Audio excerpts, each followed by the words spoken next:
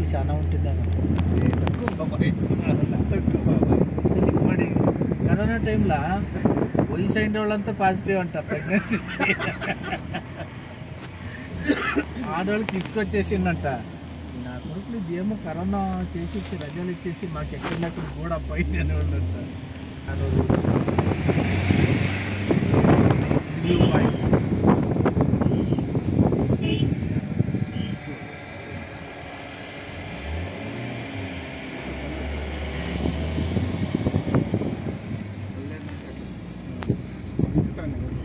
ఎప్పుడూ ఉన్నాడు వాడు నడుస్తా ముందు కానీ కామన్ సెన్స్ అవుతున్నాడు.